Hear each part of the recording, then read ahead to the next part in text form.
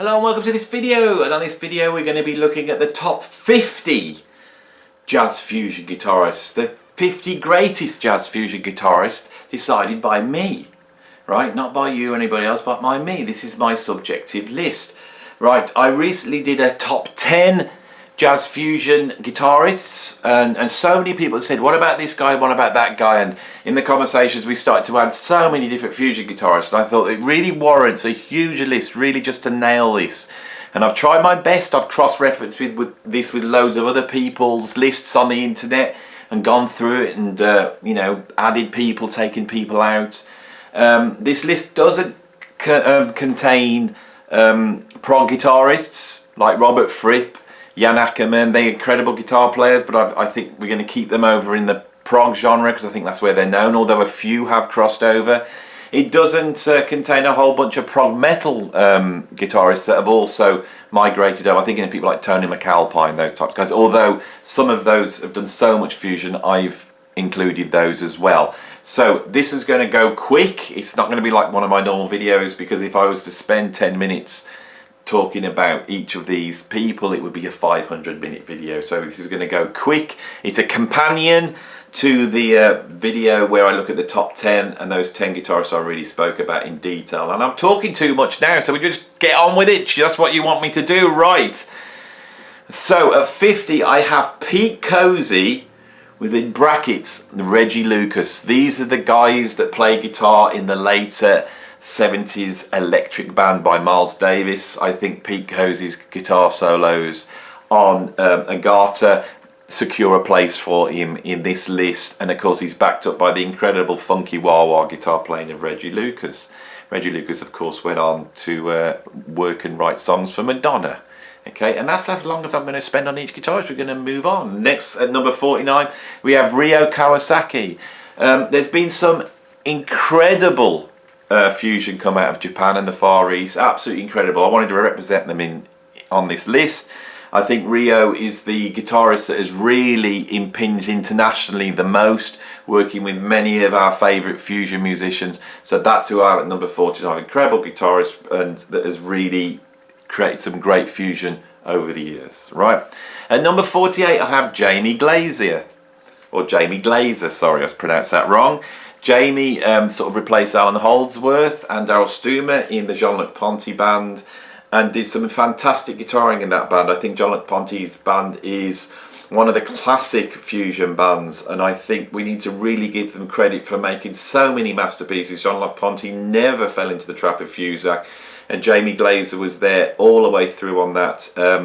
When I grew up, I had the live at Montreux video with Jamie on, with some incredible guitar playing. He's also done a whole bunch of session work with other people. So at number 48 we have Jamie GLASER. At number 47, Guthrie Govan. Now Guthrie Govan has sort of got known as being a prog guitarist because of his work with Steven Wilson. He's since worked with the Aristocrats, but I first came across him when he brought out the fusion album Erotic Cakes. Guthrie is an absolute virtuoso that seems to be able to play in any style, from jazz to sort of bluegrass to rock to metal, absolutely anything. He is one of the great virtuosos working today. I think his greatest moment is probably on the Steven Wilson album, what's it called? The Steven Wilson album, The Raven That Refused to Sing. So I think his greatest moments are in the prog genre. He does some fantastic stuff in the jazz fusion world. I think for many people he would be a top 10 guitarist. He's made my list. If the reason he's not higher is because I think he lacks a little bit the individuality of a Holdsworth or a John McLaughlin or an Al Di Meola with a recognisable style. He is the absolute master, seems to be able to play anything. But I would like to see him really develop his own personal style a little bit more, but that is criticising an absolute god on guitar. I will move on before I upset anybody else. Number 46, Kurt Rosenwinkel. Kurt has really, over the last 20 years, become one of the preeminent jazz fusion guitarists on the scene. He's been around for a while, but he's a more modern guitarist. He's really come out of the tradition of Pat Metheny and John Scofield and taken it on. He's an incredible virtuoso. His solo jazz guitar is brilliant. He errs towards jazz guitar more than jazz fusion, but he's at home in jazz fusion. Compositionally, he's fantastic. He's created some of the great recent fusion albums, so that's why he is on the list at number 46. At number 45, Dave Gilmour. No, not that one from Pink Floyd, but the guy that works with M-Bass, Steve Coleman. Some fantastic guitar playing, but has not had the credit it was due. He also plays guitar on the album by Try Like Gertu, Bad Habits Die Hard, which I think is one of the greatest fusion albums of the 1990s. And he does some incredible, distorted fusion, fast guitar playing on there. So he's made my list. I've got a lot of time for him. It's number 45. At number 44, I haven't even got a guitarist, I've got a bass player, and it's Foley. Foley was the lead bassist in the Miles Davis band in the 80s and had a real influence. I saw the Miles Davis band live with Foley, and he was basically playing a bass with 4 strings but light gauge strings in the guitar range, and it sounds exactly like a guitar. He's playing on the Live Around the World album, and Amanda, I think, gives him a position on this list. And unlike, say, Guthrie Govan, Foley really has his own style. It's rooted in that blues Schofield way, but he sounds his own thing because he's playing such a weird instrument. So I think I'm going to give him some props for doing that. You know, in the late 80s, early 90s, if we were making a list, he may have come up in the top 10, 15. You know, he had a real influence at the time. Another Miles Davis guitarist we've got next is, at number 43, Robben Ford. Robben Ford emerged for me in 1985 when he took over from John Scofield in Miles Davis's band. He really brought in a very strong blues influence, but this guy can play jazz as well. From then on, he's made a number of solo albums where he sings, very commercial albums. I quite like them, but also his work with the trio that he had with Vinnie Colaiuta on drums, which I think it's called something like GUTHRIE or something, I can't remember, who was on bass on that. No, it's not going to happen, but I love those fusion albums. I think he's done some great fusion albums. I'm sure we will put it in the thing below. I'm going so fast on this, I'm not going to sit here and try and remember it. Who was on bass on that? It was the guy that plays the bass upside down. Can't remember. You know what, my videos. Should I just move on? Robben Ford, great guitarist, at number 43. At number 42. Now, I know I'm not going to be able to remember this. It's Pat Martino. I didn't want to put jazz guitarists on this list, right? And Pat Martino is primarily a jazz guitarist. But in the 70s, he brought one fusion album out, which is, I think, called Joyful Lake. Right? I'm just checking this here to make sure I've got that right. And it's called Joyous Lake. I knew I hadn't got it quite right. As I came to that name on the list, I thought, what's it called? This is the trouble when you get older. There's a lot up here, but I've got to try and access it. Pat Martino is one of the greatest guitarists of the last 50 years. You know, he's recently departed, an absolute virtuoso, an incredible musician, primarily in the jazz area. But on Joyous Lake, he really makes one of the great fusion albums of the 70s, and he has such a unique approach to fusion guitar on that album. He needs to make this list. If we were looking at the greatest jazz guitarists of all time, he could well be in the top 20, maybe even the top 10, but whether we've got it. There we've got him at, where are he at? Number 42. Number 41, right, where are we at? We're 8 minutes into this video, and I haven't even done the first 10. It's going to be a long video. I'm trying to go as fast as I possibly can. Look at my mouth. My mouth's going so fast that my brain won't engage. Come on, engage the brain, because we've really got to draw on some knowledge here, because at number 41, I've got the late, great OLLIE HALSALL. I'm sure certain British jazz music fans will be jumping at joy at me mentioning OLLIE HALSALL, who was an incredible guitarist that emerged in the early 70s in a fusion rock band called Pato that are absolutely fantastic. OLLIE had a really incredible sound, and I actually can detect his influence on the guy that is at the top of this Allan Holdsworth. So he especially in his chord playing and his little legato work, he did all sorts of stuff. He was more than just a fusion guitarist, you know, working on the rock side and in all sorts of different bands.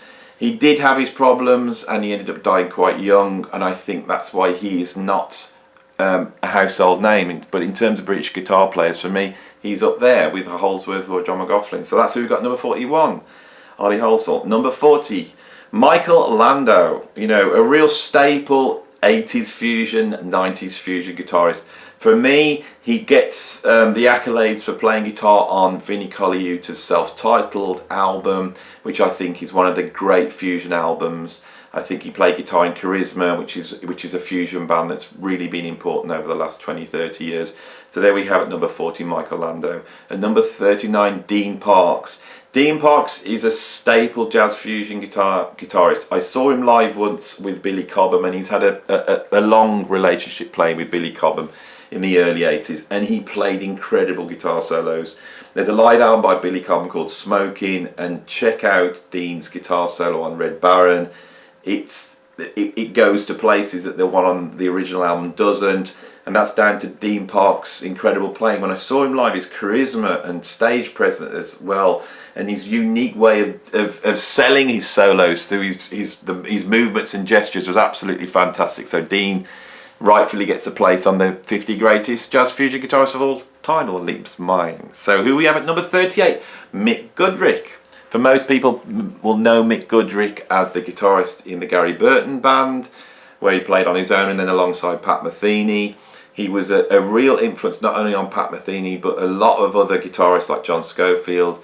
He taught at Berkeley, so his influence on a lot of the people on this list is profound, and his groundbreaking work in the Gary Burton band, which is one of the first fusion bands and really opened up later fusion that Pat Metheny made so popular. Mick Goodrick is an important guitarist. At number 37 I have the session guitarist Carlos Rios. Anybody who's checked out the guitar playing on the first Chick Corea Electric Band will have clocked the incredible guitar solos not only of Scott Henderson's but also Carlos Rios. He was a mighty guitar player, played on a lot of the GRP stuff, often got relegated to stuff which was a bit Fusaki, but when he let loose, he was one of the greats. I think he was sadly quite a troubled guy, and I believe he died relatively young, which I think he may have killed himself, which is a sad thing because he's a fantastic guitar player, so under control, a real beautiful guitarist. You know, check Carlos Rios out, brilliant. At number 36 I have George Johnson, also known as Icarus Johnson, who I know from his incredible guitar solos with the George Duke Band and his guitar solos with Stanley Clarke in the 70s. He's one of the great guitarists. Anybody who's checked out the incredible guitar playing on Life Is Just a Game off School Days, where he's alongside such incredible players as Billy Cobham and George Duke and Stanley Clarke, well, now he held his own. For me, he was one of the great 70s fusion guitarists, along with Ray Gomez and John McLaughlin, Aldi Meola and all those guys, you know. George Johnson. At number 35 I have Oz Noy. I love Oz Noy. This is a guy that's emerged again in the last 20 years. He's a fantastic player. He's in that sort of post-Scofield type of playing. He's got a ton of chops. He's funky. He's funny. He doesn't succumb to jazz snobbery, and he doesn't succumb to Fusackery. I think Oz Noy is absolutely fantastic.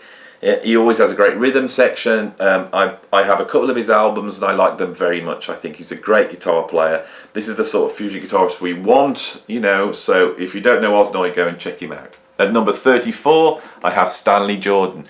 Stanley Jordan in the early 80s changed the face of guitar playing with taking the sort of two-handed tapping techniques that Eddie Van Halen had made popular and basically combining that with Joe Pass's sort of solo guitar approach, and he almost played the guitar, well, I say almost, he does play the guitar like a piano.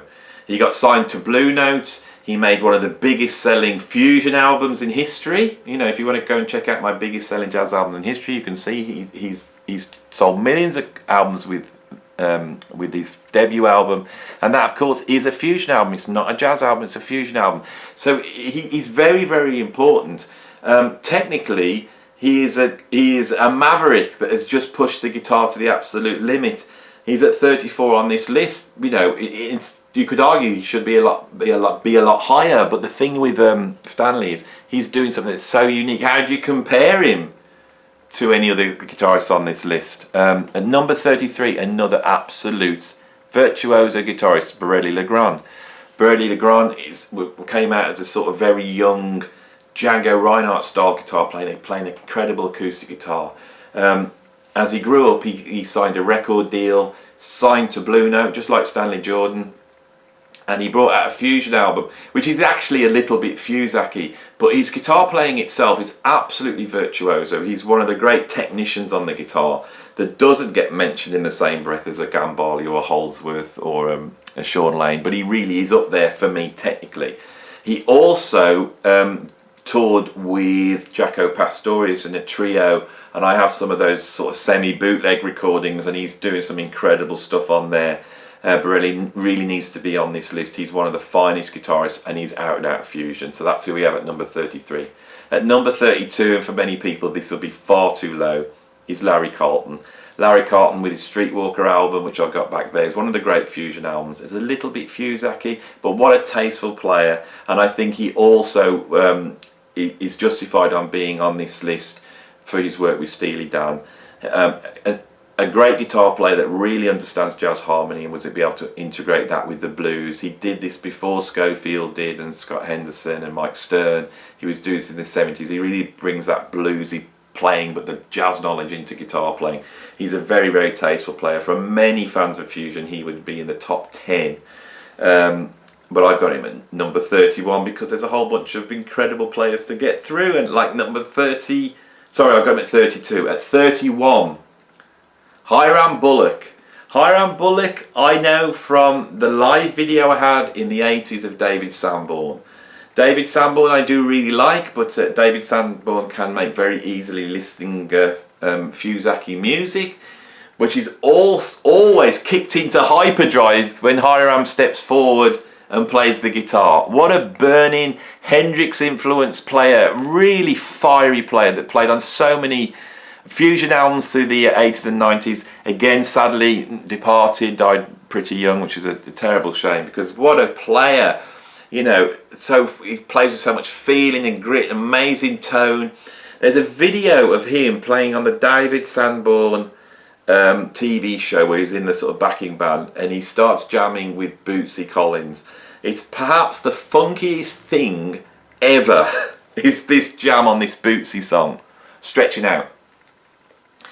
And Hiram steps forward and hits his guitar solo. And look at Hiram's face. He just lived music. I love Hiram Bullock. He's one of my favourite guitarists, you know. And he's on the list at 31. If I'd have done this list in the 80s, the next guy would have been really high on the list. He was one of the guitarists. He's sort of been forgotten since then. And it's the guitarist Kevin Eubanks. Kevin Eubanks sort of played in a fingerstyle but distorted, dirty sound approach. He was an incredible guitarist. His work with David Holland was so boundary pushing, really pushing the envelope. His own solo album was great as well, but his work with the David Holland group is some of my favourite jazz stroke fusion. He was right on the edge of fusion. On those albums he was very closely associated with the M-bass guys, and he could almost be classed as an M-bass player. In the 1980s and 90s, he really got a lot of coverage, and he was on the TV a lot. And I don't know why he's not mentioned as much now. I think he's one of the great players. He had a really individual approach to guitar. So if you don't know Kevin Eubanks, go and check him out. At number 29, the incredible John Paul BIRELI, who I first came across when he was playing avant-garde fusion with Pharoah Saunders. This guy is somewhere between post-Ornette Coleman free jazz and Jimi Hendrix. I absolutely love his playing. As you can probably tell, I love fiery out of control guitar playing, which has got that bluesy Hendrix thing mixed with the jazz and all that stuff. I love the whole thing about fusion guitaring. Is it's not Wes Montgomery, it's not Joe Pass. It's guitarists that are firing on all cylinders and trying to aim for the horizon. This is what John McLaughlin brought to guitar playing. And John Paul BIRELI does that in a really interesting way. So that's who I have at number 29. At number 28, you know, one of the great virtuosos on this list, Alex Makacek. If you don't know Alex Makacek, go and check him out. He is, like, for me, one of the descendants of Allan Holdsworth. And in that he doesn't sound like Allan Holdsworth. He was a favourite guitarist of Holdsworth as well. and recently has gone out on a Holdsworth tribute tour. He's taken that sort of virtuoso approach, somewhere between Holdsworth and Frank Zappa. That's how I see Alex Makachek. He's an absolute virtuoso, capable of incredible things on the guitar. He's played all sorts of different contexts. He did a lot of work on the Abstract Logics and a whole bunch of albums. He's toured with a trio. He's a fantastic guitar player, and that's who I've got, number 28. Number 27, a metaler turned fusioner. There's one on the list here. We've got Greg Howe. In the late 80s, I was listening to all those metal virtuoso guitarists like, you know, Jason Becker and Paul Gilbert and Tony McAlpine and Vinnie Moore, and I picked up Greg Howe's album, and for me it had an edge. It had an edge, and Martineau's incredible drumming as well had an edge. And what was it? It was that little drip of fusion. Since then, he's gone on to really work within the fusion realm, and he's played with people like Simon Phillips, Dennis Chambers. And I think Greg Howe is one of the great fusion guitarists on the scene now. He's an incredible player, and he brings in all that heavy metalness, but he's also got the jazz knowledge. He's a fantastic guitar player, and I really rate him very highly, which is why we have him at number 27. At number 26, maybe this is a bit low, but at number 26, and this, remember, I'm pitting this against all the other people. I've been doing this over the last couple of days. I've got Sean Lane. Sean Lane is one of the great guitar virtuosos of all time. I think the reason why he's low on this list is that, is he a fusion guitarist? Sort of. He's as much a metal guitarist as much a prog guitarist. He's got his own compositional style, which really is Sean Lane's world. His technique, his alternate picking, his legato playing is really coming out of heavy metal, and he's one of the greatest exponents at that. He's a bit like a heavier alternate picking Allan Holdsworth. Could he play fusion? Yep. I first came across him on the Mike Shreve album, where he was with Jonas Hellborg, which is pretty much a fusion album. Sometimes I don't feel his licks are completely coming from the jazz orthodoxy, like many of the guitarists on this list. Much more out of the rock and blues and the sort of prog thing. So I don't hear the sort of jazz thing in his playing that I would hear with, say, a Holdsworth. So yeah, he is definitely a fusion guitarist, but I think his fusion credentials for me just dropping down the list. He has come out at the 26, and look at the people who are above him, and who is above him? Quite an obscure guitarist actually. We've got Peter Maunow. Peter Maunow was the guitarist in the Billy Cobham band in the late 70s. This is a real personal choice of mine. When I was growing up, I was a really big fan of Billy Cobham and started to buy his albums, and I bought an album called Magic, and the guitaring on that floored me. And what floored me was one of the first time I'd ever heard outside playing, which Peter was doing incredibly. He also crops up on some later Cobham albums and on a few other fusion albums in the late 70s, but his performance on Magic for me puts him on this list. It's one of the great guitar performances in the 1970s, and I really have been biased towards 70s fusion, as I would be. You know me. Right, number 24, a fantastic guitarist, Philip Catherine. Philip Catherine really is a jazz guitarist more than a jazz fusion guitarist, and he sort of came to prominence taking over from Jan Akkerman in Focus. I nearly put Jan Akkerman on the list, but I decided to just leave him over on the prog side. Philip Catherine, however, has ventured out. He's made albums with Larry Coryell. He's also plays guitar on the Chrome Waterfall album by Mike Gibbs, which is one of my favourite fusion albums of the 70s. And for those two things I think he deserves being on this list. He also had a trio in the late 70s with Niels Ors Pedersen on double bass, which was very fusiony. It wasn't that popular, it's not that well known, but it's a pretty incredible trio. And that used to appear on the Oscar Peterson TV show in the early 80s. So I saw Philip Catherine play, as quite a young age. So he was a guitarist that impressed me as a young age, and that's why he's on the list. Number 23, the incredible John Goodsall, who played guitar predominantly with Brand X. He died quite recently, and there is a video on here where I paid tribute to him. So if you want to know more about John Goodsall, go and check that video out. But all I can say, he's one of the great British jazz fusion guitarists that were with Brand X, had an impact on the international scene. He's up there with all the 70s greats, an incredible virtuoso, incredible alternate picker. He got all the jazz knowledge and he got the jazz vocabulary, and I think John Goodsall definitely needs to be on this list at 23.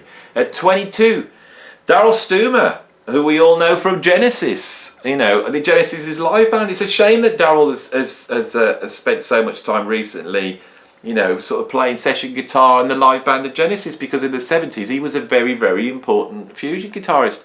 His work with the George Duke Band and then with John Ponty is exemplary, and I think he's played on so many classic Ponty albums that he's well deserved of being seen as one of the great fusion guitarists of that period, without a doubt. I think he appears on Mystical Adventures, Enigmatic Ocean with Holdsworth, and it's very interesting to hear him pitted against Holdsworth. So Daryl Stumer, number 22. And number 21, Lee Ritner. Lee Ritner is a fantastic Wes Montgomery style guitarist, very much a jazz guitarist. Has played on the fusion scene in the 80s. He did pick up a Strat and got a little bit more bluesy. He's a virtuoso fusion guitarist without a doubt. You know, he's one of the greats. But the thing with Lee Ritner, so many of his albums, I have a bit of difficulty. They're a bit Fusaki. I think his track Mr. Briefcase is an abomination to jazz fusion. So, but that album Captain Fingers, that's one of the great fusion albums. He burns on that album. Harvey Mason backing him up on some really complex, creative fusion guitar playing. So as a player, he's absolutely fantastic. His Latin stuff he's done later on is absolutely brilliant. So I'm joking about Mr. Briefcase, but I don't like Mr. Briefcase. Lee, please. Right, who have we got at number 20? Ray Gomez, the incredible Ray Gomez.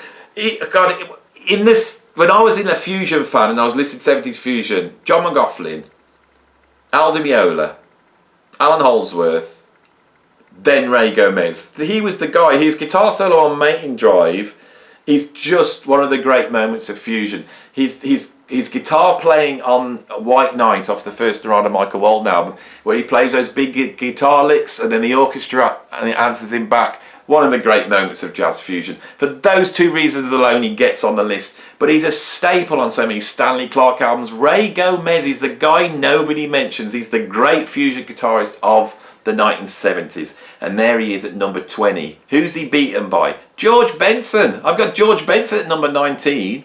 George Benson's a straight jazz guitarist.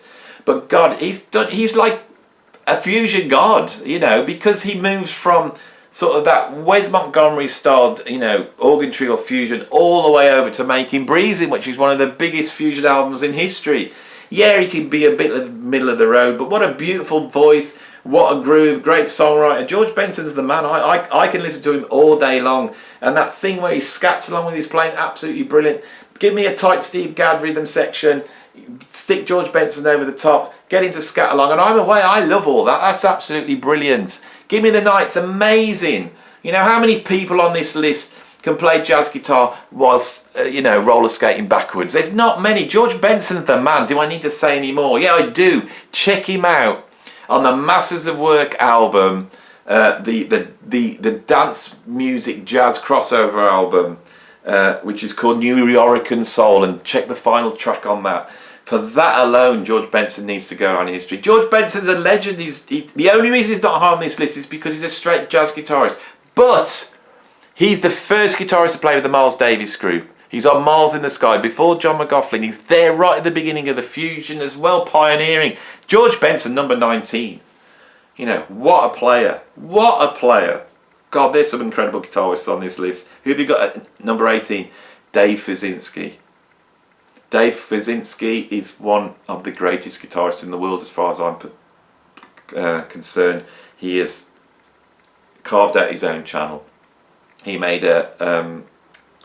an album called Lunar Crush in the early 90s, which again is one of the greatest fusion albums. He's worked with Screaming Headless Torsos. That's one of the great fusion bands of the last few years. He's played guitar with Hiromi, and Hiromi's one of the most important jazz fusion musicians on the planet. His exploration of sort of world, you know, North African scales, microtonic playing is second to none. No one's explored the areas he's gone into, and his guitar playing with Michel Endecacello is just phenomenal. this is an absolute fusion god at number 18, Dave Fizinski. Who have I got above Dave Fizinski? Wayne Krantz. Wayne Krantz could well be the most important fusion guitarist of the last 30 years. I keep saying this, I'll say this about one guitarist, but when I first heard Fizinski's trio with Keith Carlock, and I think it was Zach Danziger before Keith Carlock, that changed what I considered fusion to be. Wayne Krantz is an incredible player. He's got a groove, he's got the phrasing, and he's rewritten the book. And he's when he started making albums that were just recorded with a couple of mics in the room, where they'd just gone down to a club and just improvised, I love all that too, and that's been so important to the way fusion has developed. That's sort of almost grown into that whole snarky puppy way of presenting jazz fusion. Wayne Krantz is a god. I think for many guitarists on the scene today, he is the daddy. So that's who I've got at number 17. Number 16, I've put him in here. I didn't know where to put him. He's a complete outlier. It's a complete maverick. I have on number 16 Frank Zappa. Is Frank Zappa a fusion guitarist? I don't think he is really. He is Frank Zappa. But on Shut Up and Play Your Guitar, he renegotiates with Vinnie Colaiuta how you play fusion. Right, and when you hear Vinnie then cropping up on Secrets by Allan Holdsworth and seeing how he plays and that, the way that you improvise in a fusion setting has changed by that album. That's really been pioneered by Frank Zappa. He was a great pioneer of alternative scales and modes. He's a pioneer of guitar sound. He needs to be on this list. We couldn't put him up any higher because I think he is his own world, and it's like he doesn't fit in so neatly into the jazz fusion bracket, which is a shame, but there is at number 16. At number 15, the great European ECM guitarist Terry Bozzio. His albums are absolutely incredible. This sort of ambient, avant-garde, free jazz meets jazz fusion meets electronica. Terry Bozzio really occupies his own space, and that's the word, space. He makes space jazz. And he never gets mentioned because, again, he's a maverick. So many people on this list are mavericks. There's an album called, I can't remember. I can't remember the name of it. It's something like no, I can't remember it. This is the trouble being me. Shall we just move on to Hey Ripdale? If you don't know him, go and check him out. He is his own world. This icy sort of cold electronic ambient spacey world. You know, I don't know what to say really. I absolutely love the guy. I've got a ton of albums by him, and I just wanted to name my favourite album by him, and I can't remember that. Oh, it's terrible. It's When Mountains Could Sing. That's what I've got in my head. That's all you got to go on. Google to Hey Ripdale and then When Mountains Could Sing and see what comes up. I'm sorry, I'm trying my best. There's 50 guitarists here. I've been doing research, I've been on Wikipedia, I can't remember it all. Oh my God, who have we got at number 14? It's one of the great pioneers of jazz fusion, the guy that was in there from day one, who has made some really incredible fusion albums, and for some should be higher on the list, and that's John Abercrombie. John Abercrombie with the album Timeless with Jack the Johnette and Jan Hammer made an absolute classic. I love the later album with that group that he made with Michael Brecker called Night. I love his work on the Billy Cobham Band. His guitar solo on Crosswinds is a fusion classic. I've never 100% warmed to his guitar approach as I did with Al Di Meola and John McLaughlin, and that's the reason for me. It's totally personal. His importance to jazz fusion is undeniable, without a doubt. So that's who I've got at number 14, is John Abercrombie. Who we got at number 13? Frank Gambale. You know, one of the great virtuoso. This is the guy that invented sweep technique. This is one of the guys that really started to play through chord changes. So many guitarists before him would just sit on the blues pentatonic on a fusion album. That was always the thing. You know, you'd buy a Brecker Brothers album and they'd all be playing to the changes, and the guitars come on and there we would be burning away on the rock pentatonic, and we love all that.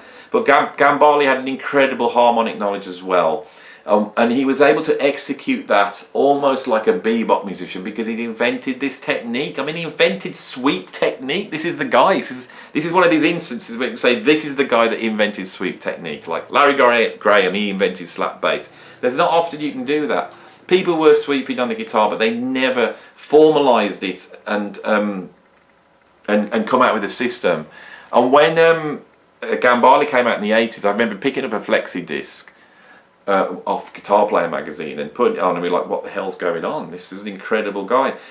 He's on the list for me because I actually find a lot of what he does himself as a bit middle of the road. There's an album he made with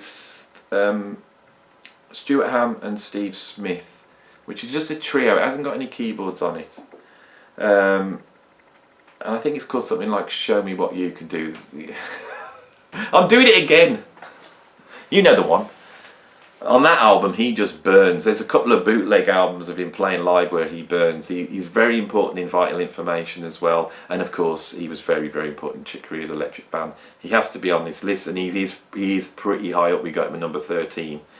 At number 12, Bill Frisell. Another maverick. Bill Frisell has ploughed his own course. He's really there with me in the 80s. Schofield, Pat Metheny, Bill Frisell. He's got a unique style which sort of integrates sort of electronica on the one end and Americana at the other.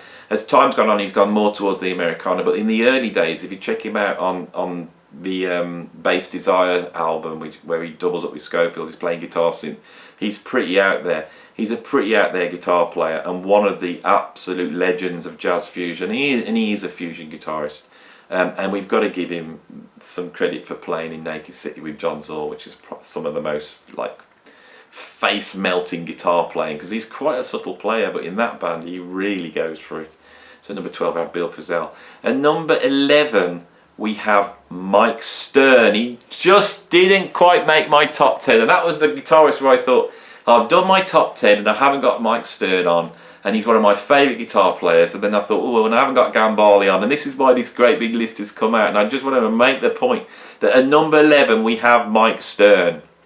And Mike Stern is, you know, one of the great fusion guitarists. He's, if you watch my favourite guitar solos of all time, I think he comes in at like number 2 with that guitar solo on Fat Time on the Man with the Horn album. The Man with the Horn album is a middling Miles Davis album, and the only reason you'd ever want to buy it is for the opening track Fat Time and Stern's incredible guitar playing. He then came out with the We Want Miles album, and he's just all over the place, and this really set the standard of what 80s fusion guitar playing was going to be. He then signed up, he made some solo albums. I feel that he slightly diminishes, he doesn't have that grit and raw that he had on those early Miles Davis albums, but he did write Chromosome, which has become a jazz standard. His playing with the Brecker brothers and the Michael Brecker solo albums is incredible as well. He's one of my favourite fusion guitarists. I love his phrasing. I love that mix between the blues and fusion, and he's one of the seminal guys. Who did we say was the first guy? As I said, Larry Carlton. Well, John McLaughlin's got a ton of blues. It's there right from the beginning, but these guys really codified it. Right, so we're now at number 10. And I'm going to run through very quickly the last 10. And then at the end, there'll be a link to my 10 favourite fusion guitarists. And then you can see me talk about those in detail. But so, who have we got? At number 10, Tommy Bolin. Incredible. He gets on the list just for his guitar solo on Stratus. That's it. Number 9, Bill Connors.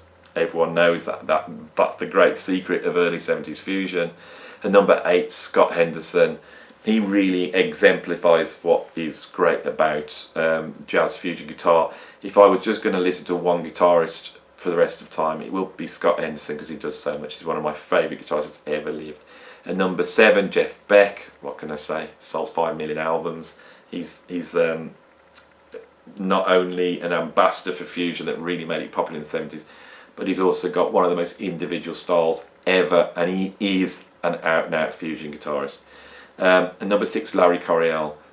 Incredible guitarist, some incredible solos. 11th House albums are amazing, and also the architect, the very first fusion guitarist really that matters in any way, significant way. Number 5, Pat Metheny. Pat Metheny came out in the mid-70s and changed jazz fusion.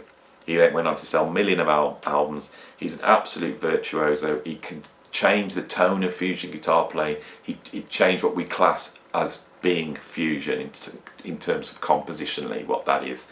So that's who we've got at number 5. At number 4, John Scofield, the daddy, the man, you know, one of the greatest fusion guitarists has ever lived. And one of my favourite guitarists, really changed the face of fusion in the 80s, but he's been around since the mid 70s. What am I going to say about Scofield? You all know he's one of the greatest. Got him at number 4. Number 3, Al Di Meola. There he is. He's the guy that really takes John McLaughlin's sort of speed picking approach and just pushes it first. But it's not just hollow speed. You know, he integrates Spanish music, flamenco music, rock music, jazz. He puts it all together in this incredible mix where the virtuosity has a reason, and he really changes not only fusion but heavy metal. You know, guitarists like Vinnie Moore and Yngwie Malmsteen wouldn't exist without Al Di Meola. And he's gone on to progress, you know, through his acoustic guitar playing in the 80s and 90s. Through to what he's doing right now. He has progressed all the way along the line. That's Al Di Meola at number 3. At number 2, I have John McLaughlin. This is why I'm here, John McLaughlin. And at number 1, I got Allan Holdsworth. If you want to hear me talk about those, there's plenty of videos on here. Here is the link to the video where I really go through that last 10, and you can check that out. Anyway, thanks for watching this video. If you like, you like this super hyper fast, you know, where my mouse going faster than my brain, you know, say something. I hope I've covered all the guitarists there. I know that you guys are going to be, I'm still holding my finger here, it's ready, because I don't know when it's going to appear. I'm going to hold it there right to the end of the video. You guys are going to come up with so many obscure guitarists now, aren't you? All these weird European and Japanese guitarists that I've never heard of, and you've got to check out this guy or some new kid on the block or whatever it is. Well, tough! This is what you got 50, you're not getting any more. I'll see you on the next video. Bye!